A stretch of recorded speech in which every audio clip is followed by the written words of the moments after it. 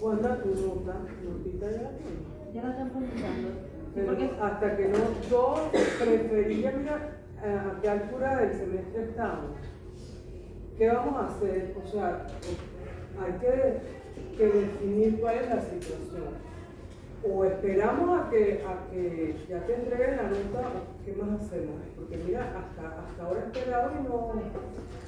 La semana pasada me dijiste lo mismo. es que yo la llevé, hicieron el Pero cambio, estamos tienen que llevarlo ¿a qué semana del la semestre secretaría. estamos? ¿A qué semana del semestre estamos? Y ya hicimos el examen parcial y todo. Es que hay que darle una oficialidad a eso.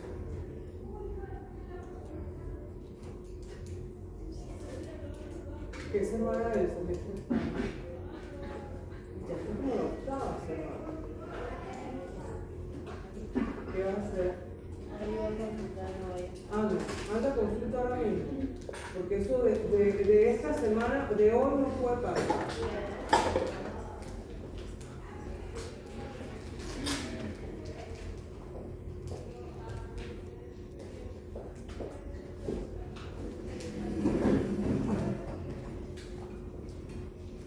Bueno, hoy vamos a ver un grupo de microorganismos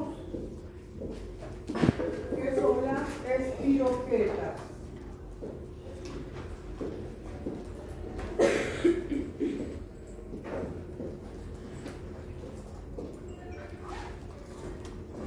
Ya hemos visto bacilos gram positivos, hemos visto bacilos gram negativos, hemos hablado de los focos, ¿verdad? ¿Qué más hemos visto? Bacilos ácido alcohol resistentes, ¿verdad? Bueno, ahora este otro grupo de microorganismos que se manejan de una forma distinta a la hora de diagnosticarlos, porque ellos requieren de otras, digamos, de otros tintes. Ellas reaccionan muy pobremente a la tinción de Gram. Con lo cual, si nosotros estamos sospechando de estos microorganismos con una tinción de Gram, no los vamos a evidenciar, ¿verdad? No vamos a verlos, no los vamos a perder de vista. ¿Sí? No los vamos a perder de vista. Entonces, ellos se manejan de una forma diferente por sus características, sobre todo de la pared celular, con lo que respecta a las tinciones. Y también tienen una morfología distinta. ¿Sí? Pero lo que vamos a tratar en el día de hoy es la taxonomía, la morfología y características de estos géneros.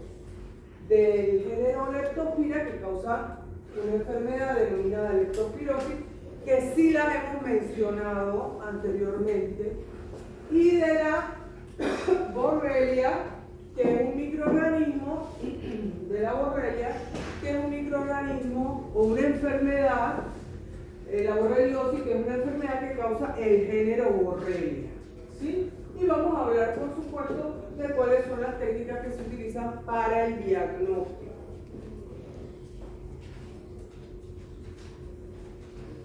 Bueno, estos microorganismos, los microorganismos del género Leptospira y del género Borrelia, que es los que nos van a ocupar en el día de hoy, pertenecen a este orden, al orden espiroquetal. Pertenecen a este orden porque, sobre todo por sus características morfológicas, ellas son espiroquetas y ahora ustedes van a ver la forma que tienen. Son alargadas y tienen una morfología muy característica. Nosotros vamos a ver dos microorganismos o dos géneros. Ella tiene otro que no nos va a ocupar a nosotros en el día de hoy. Tiene dos familias que es la familia Spirochetácea y la familia Leptospiraceae. De la familia Leptospiraceae, el género Leptospira es muy importante en medicina veterinaria y es el agente etiológico de una enfermedad muy estudiada, la enfermedad de Weil. La enfermedad de Weil, ahora vamos a hablar de ella. Y es un microorganismo que tiene varias especies, de las cuales todas son importantes desde el punto de vista sanitario. Y de la familia Spirochetácea vamos a hablar del género Borrelia y del género Trepolema. Del género Borrelia y del género Trepolema. Es decir, está compuesta por estos dos géneros, pero nosotros solamente nos va a interesar o vamos a hablar o vamos a abordar el género Borrelia, que también es importante desde el punto de vista sanitario, y ambos géneros, Leptospira y Borrelia, generan enfermedad que afecta tanto a animales como al hombre. Y esta es la morfología de estos microorganismos. Son bacterias espiraladas y son muy flexibles.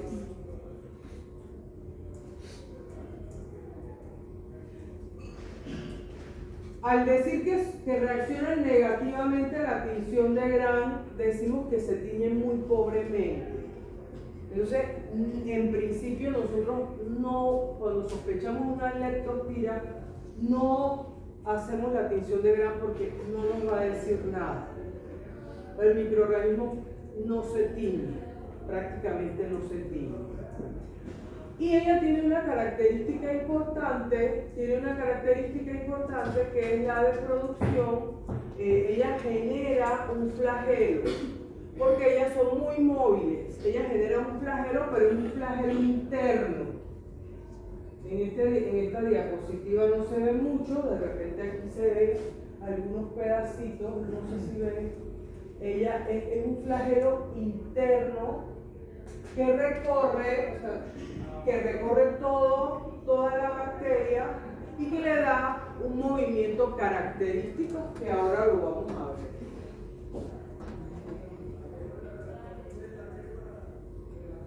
Bueno, la leptospirosis es una de las enfermedades zoonóticas más estudiadas, tiene una distribución mundial, como les dije hace un momento. Se conoce como la enfermedad de Weil. De hecho, eso fue su primer nombre cuando fue reportada por primera vez. Y se conoce que todas las leptospiras en principio pueden ser patógenas. Las leptospiras tienen una característica también muy importante. Algunas especies se clasifican en subespecies. ¿Ya la tienen lista? Gracias.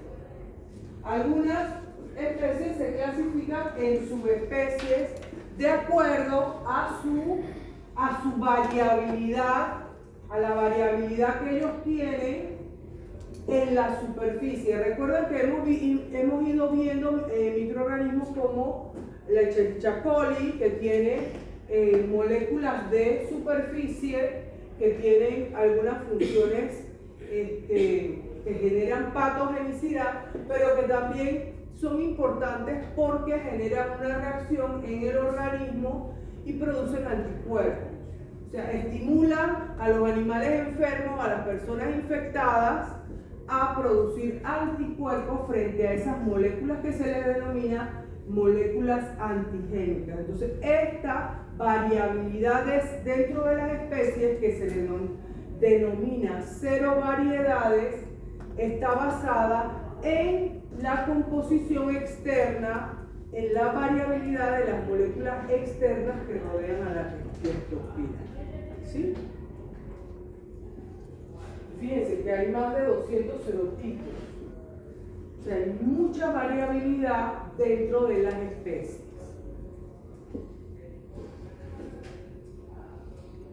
Las manifestaciones clínicas de la enfermedad, ¿cuáles son? Las manifestaciones clínicas de la enfermedad, que estas son las manifestaciones clínicas de la enfermedad en las personas.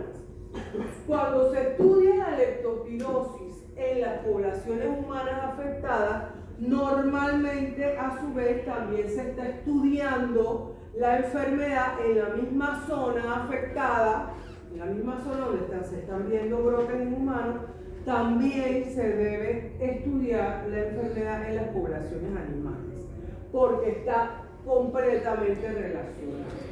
Y en principio, cuando hay un brote de enfermedad en las poblaciones animales, esa enfermedad, cuando hay un brote de enfermedad en las personas, eso tiene un origen en los animales y se considera una enfermedad de tipo que se presenta en situaciones de desastre. ¿En qué tipo de desastre? Normalmente en desastres naturales, sobre todo todos aquellos que están acompañados de inundaciones. ¿Por qué? Porque la leptospira se transmite a través del agua y vive muy bien en el agua. Entonces, cuando hay inundaciones, esa es una de las primeras enfermedades que surgen, la leptospirosis, tanto en los animales como en las personas. ¿Sí? Entonces, esta es la sintomatología en las personas. La sintomatología y la signología de las personas, que como ustedes ven, no es específica. Todas estas manifestaciones pueden estar presentes en diversas enfermedades. Fiebre, dolor de cabeza, dolor en los músculos, es decir, mialgia, escalofrío, dolor abdominal, constipación, tos.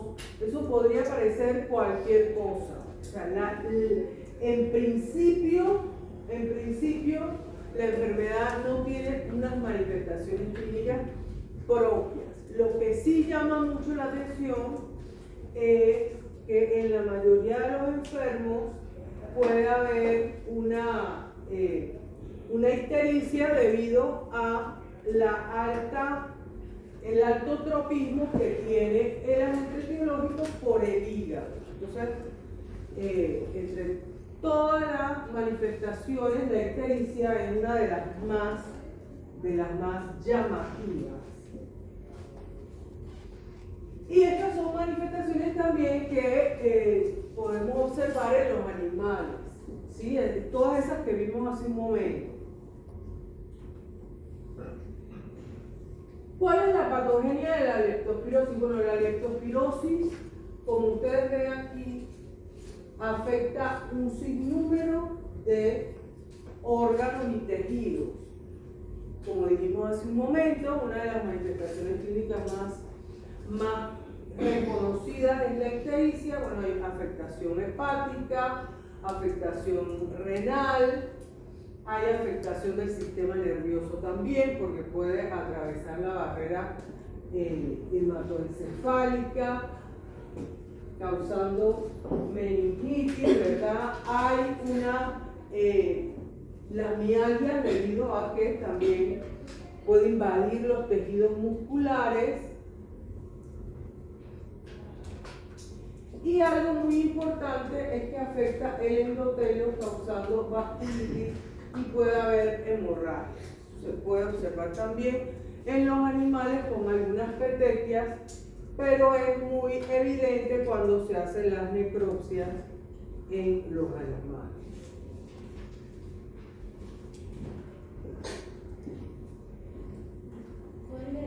Es importante mencionar que la leptospirosis, creo que a ustedes les mencioné que la leptospirosis tiene dos fases.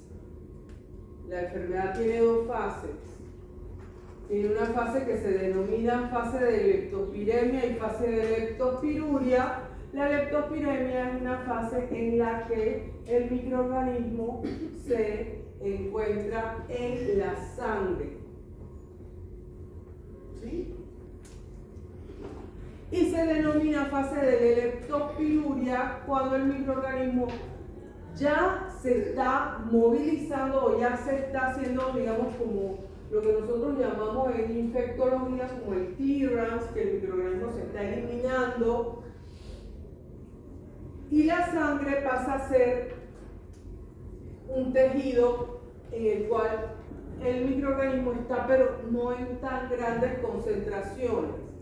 Sí va a estar en la sangre, pero va a bajar mucho la concentración en la que se encuentra y va a aparecer en mayores concentraciones en la orina, porque el microorganismo se está limpiando, o sea, el cuerpo lo está eliminando. Y eso se lo mencioné porque es muy importante a la hora de la decisión de qué muestra se va a tomar. ¿Qué quería preguntar? Porque vi que afecta a varios sistemas, entonces, tipo en la prueba para clínica, ¿cuál de todos los que afecta es preferible tomar de la orina? Lo acabo de decir, es decir, si estás en la fase de leptospiremia, la muestra más representativa es la sangre. Y si ya el animal está en la fase de leptospiruria, la más indicada, o sea, la más representativa, y cuando decimos más representativa estamos hablando de que es la que mayor probabilidades va a tener de salir positiva en el análisis, que es lo que nosotros queremos, ¿verdad? Nosotros lo que queremos es acercarnos a la realidad.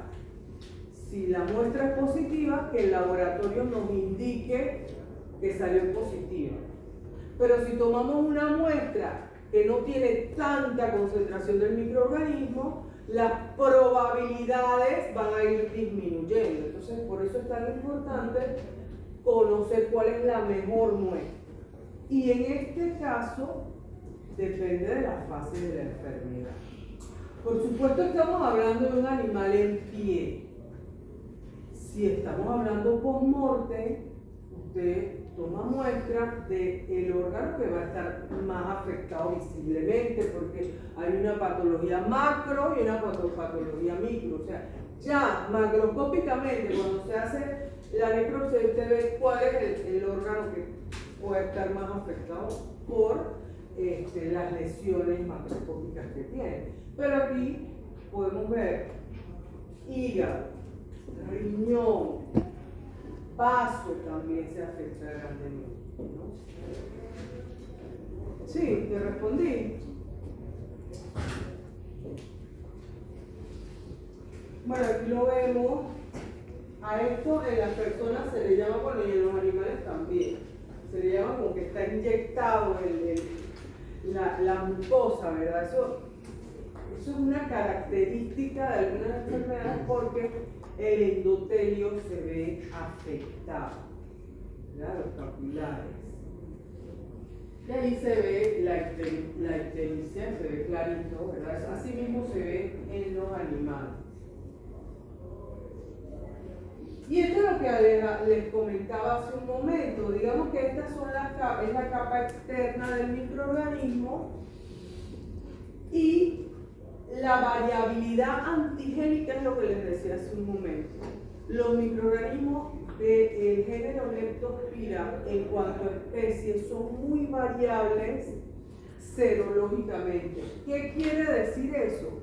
Que están divididos en serobares, serovariedades, y eso se debe a la variabilidad de moléculas de superficie que ellas pueden producir.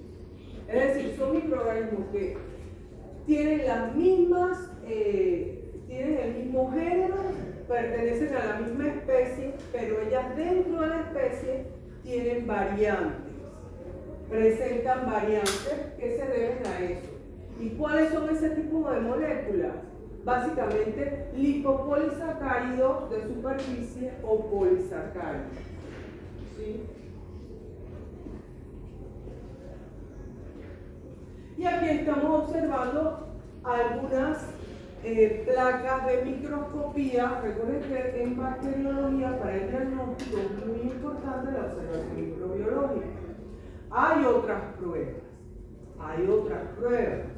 Está la serología, están las pruebas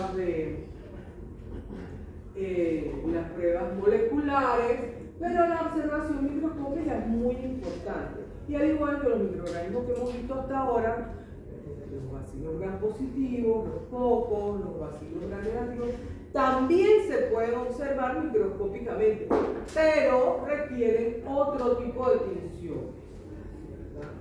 Requieren otro tipo de tinción. Por ejemplo, aquí en esta placa estamos viendo una observación, ahí es una foto de una observación directa y fresca. Ahí el microorganismo no está fijado, como ustedes fue que yo hice la práctica de preparación de frotis. El microorganismo no está fijado en la placa. El microorganismo está en una placa, pero en fresco. Eso quiere decir que está en suspensión. Inclusive se puede ver cómo se mueve y todo. Pero se observa, y no está teñido, pero se observa porque el microscopio de campo oscuro es un sistema en el cual la luz no atraviesa de manera perpendicular la placa o el preparado. Ustedes han visto que la luz, ¿cómo pasa? Perpendicular a la placa, ¿verdad? En el caso del microscopio de campo oscuro, la luz pasa con una inclinación, con un grado de inclinación. Entonces, eso genera como luz y sombra. Y ahí se ve, los microorganismos se ven claritos en un fondo que está como sombreado, pero están en suspensión. Y esa es una forma de ver este microorganismo. Se ve muy bien porque además son muy móviles, se mueven mucho. Y un microscopio de campo oscuro con objetivo de 100 se ve. Hay otras tinciones, y hay tinciones como por ejemplo esta, la tinción de plata de Fontana, y otra para observar a la leptospira. No se observa con tinción de grano, o sea, no se ve bien, no vale la pena hacerlo cuando se sospecha de leptospira. Y esta es una observación a través de una placa fluorescente, que también es una observación microscópica, pero que requiere un microscopio de fluorescencia y una tinción también especial, que son tinciones fluorescentes, marcadores fluorescentes. Existen muchos marcadores fluorescentes que los vamos a ver. Me avisan cuando se acaba la clase. Existen varios marcadores fluorescentes. Es que tengo los estudiantes de allá afuera que están funcionando. Cuando se acaba me avisa. La fluorescencia se observa debido a que el microscopio de fluorescencia emite una luz que reacciona, o sea, que estimula los marcadores de fluorescencia, que es la luz ultravioleta, y hace que el fluorocromo, que es parte de la tinción, se estimule y emita son como unas ondas de luz. Y hay fluorocromo de diversos colores. Ese es verde, hay otros que son el naranja de acrilina, que es anaranjado, hay varios, ¿verdad? Ahí lo importante es que se hace visible, ¿sí? ¿Cómo se aísla y se cultiva? Las leptospiras no crecen igualito que las otras bacterias que hemos visto hasta ahora. Las leptospiras necesitan un medio de cultivo que se denomina medio de cultivo semisólido. Un medio de cultivo semisólido.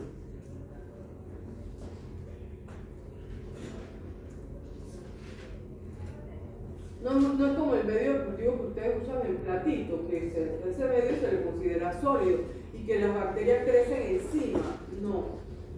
Se requiere un medio de cultivo que es más suavecito, está bien suavecito, no es líquido, pero tampoco es como el agar duro. Y lo que se hace es que se inocula por función y el microorganismo, aquí se ve el crecimiento, ¿ves? Como es móvil, se mueve por el agar. En principio se utiliza un medio de cultivo especializado, se denomina medio de Fletcher, o Stuart, hay más, hay otros, pero estos son los más utilizados. Y fíjense de dónde se aísla,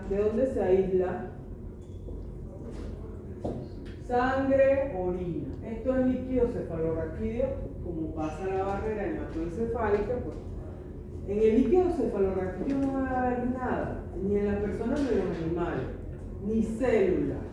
Si ustedes ven células, en medicina veterinaria no se utilizan, no se utiliza mucho, no sé por qué, pero también da una buena información de lo que el animal tiene, sobre todo si uno está sospechando microorganismos de ese tipo. Y se pueden observar a las leptospiras en el líquido cefalorraquídeo, en la orina. El microorganismo, ¿cómo crece? Crece lento, no es de que crece de un día para otro como la Escherichia coli, el Bacillus que tenemos allá, el subtilis. No crece de un día para otro, se demora. Profe, una consulta. ¿Cómo dice? Una consulta. En el caso de sacar la muestra de líquido cefalorraquídeo, no importaría en cuál de las dos fases la leptospira se encuentra. Si es leptopiremia o... Si tiene sangre o orina, porque es más fácil, es decir, yo lo digo en general, es más fácil sangrar un animal o tomar la orina que el líquido cefalorraquídeo. Para eso necesita un entrenamiento, ¿sabes? Porque el líquido cefalorraquídeo hay que hacer una función. Pero es bueno saber que sí vale la pena si no podemos conseguir sangre. Pero en medicina veterinaria, encima de que podemos conseguir sangre, podemos conseguir orina, estamos frente a una población enferma, además podemos tomar la decisión de tomar muestras de órganos. Si podemos tomar la decisión, los animales más enfermos los podemos muestrear con morte, aunque todavía no hayan, aunque todavía estén vivos. Es una decisión, eso lo podemos hacer nosotros. ¿Sí? Entonces, crecen con lentitud. Tiempo de generación 18 horas significa tiempo de generación que la célula se divida. No es como las bacterias anteriores que se dividían rápido, ¿recuerdan? No, el tiempo de generación para estas es más lento. Ellos crecen en aerobiosis y el periodo la temperatura de incubación también es más baja. Se recomienda una temperatura más baja. Hasta una semana o más se debe esperar para reportar que una muestra es negativa. ¿Sí?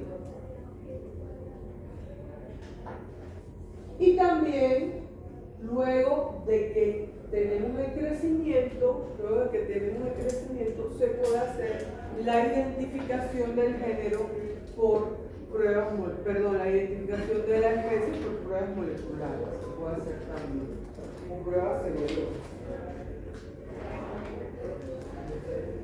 Entonces, los factores de virulencia no producen exotoxinas. Los lipopolisacáridos de la membrana externa se consideran endotoxinas. Produce 2 hemolicinas. Eso es bien importante, la producción de hemolicinas.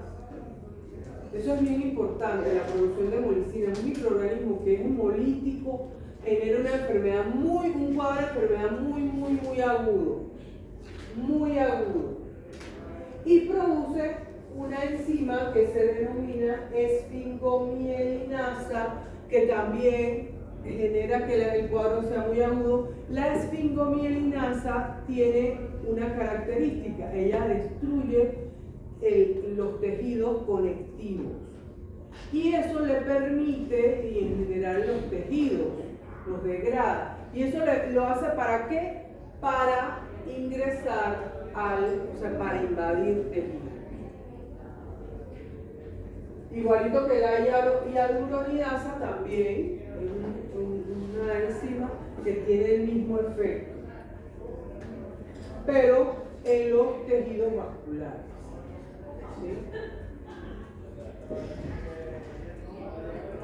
Y aquí la elevada motilidad, que también es un factor de virulencia, la elevada motilidad es un factor de virulencia. ¿Por qué? Porque esa elevada motilidad aumenta las posibilidades de ellos de invadir no solamente tejidos, sino también de invadir hospederos.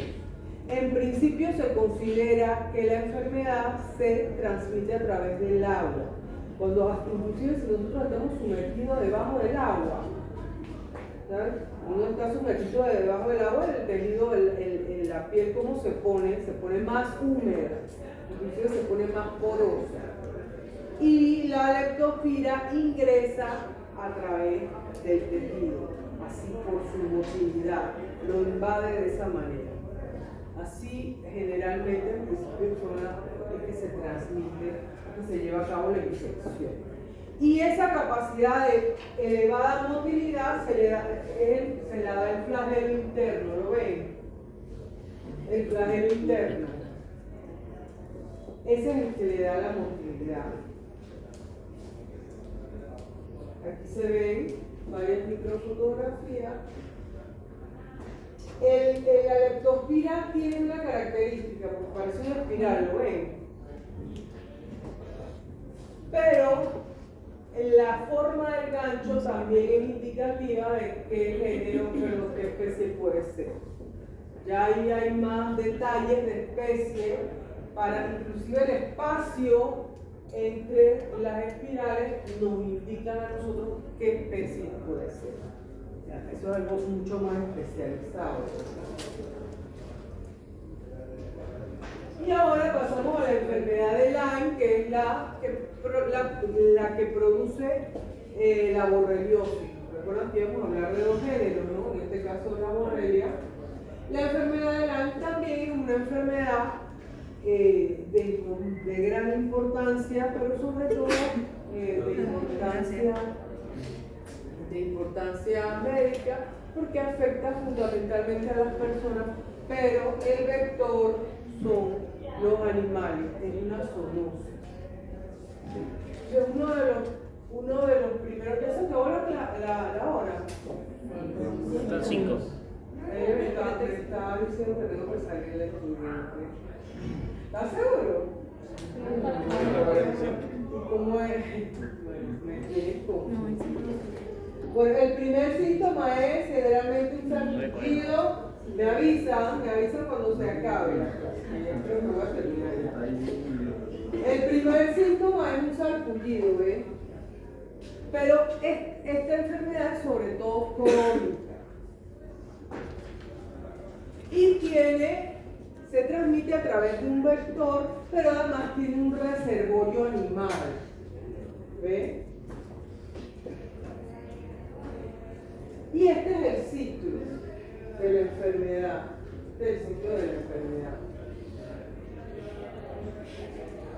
Y estos son los integrantes del ciclo mejor conocido. Posiblemente en la naturaleza haya más reservorios, pero ahí posiblemente en la naturaleza tal vez haya más vectores, pero los más conocidos de los casos que se han estudiado son, los reconocidos como oficiales son estos: la garrapata y los roedores, ¿sí? Y como hospedero, digamos, accidentales del hombre, que es el que manifiesta la enfermedad, ¿sí? Y el agente etiológico se denomina Borrelia burgdorferi. Es una enfermedad crónica que se considera prácticamente incurable. Y aquí tenemos algunos cuadros de la infección según cómo esté diseminada, cuadros de la enfermedad según cómo esté diseminada, y eso depende de en qué momento se ha diagnosticado para empezar el tratamiento. Tiene un tratamiento, pero no se considera que no tiene cura. Y fíjense que el estadio tercero puede haber poliartritis, afección neurológica crónica, que son afecciones sumamente graves.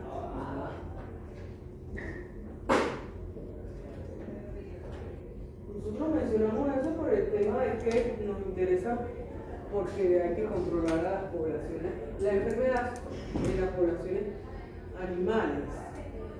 ¿Sí? Y esto es una noticia de una cantante famosa, una persona conocida que está enferma, que es portadora de la enfermedad. A veces hablan de eso en las noticias. Lo que me recuerda también que a ustedes, yo no les he dicho que pueden traer noticias. Sí. ¿Y alguien trajo alguna? Yo estoy haciendo la mía ahorita. Ah, está bien. Bueno, me la entregan en la hora de teoría y después la leemos en la hora de práctica. Sí. Pregunta jóvenes. Cuando dice que ella está contaminada y que puede ser, ella puede ser un foco de infección, o sea, si hay una selección de No, en principio no se considera, o sea, que la enfermedad se transmite de persona a persona, no. En principio se considera, o sea, ya vimos el ciclo. En principio, cuando hablamos del ciclo, o sea, la enfermedad circula en la naturaleza de esa manera, no de otra. ¿Por qué? Porque en principio, recuerden que los microorganismos tienen afinidades por tejido. Lo más probable es que en los reservorios, ¿por qué el reservorio es tan importante? Porque el reservorio tiene alguna característica intrínseca de especie que permite que el microorganismo se amplifique de tal manera que circule en la naturaleza. O sea, también estamos hablando de está la espiroqueta. La espiroqueta, la fusión. Pero ahí lo importante es que el vector del reservorio, tanto el reservorio como el vector, de alguna manera amplifica el microorganismo, tanto y sobre todo el reservorio, que es posible su transmisión a través del vector, a través de una picada, ¿no? La picada es entonces, en las personas, las probabilidades de que, primero que siga siendo picado por más garrapatas que se diseminen, disminuyen. Pero además, posiblemente en la persona no se amplifica tanto como en el reservorio. ¿No? Profe, ahora sí se acabó la hora. Ya terminamos. Listo, nos fuimos. A ver, que se vea acá, Brenda, a ver qué dice.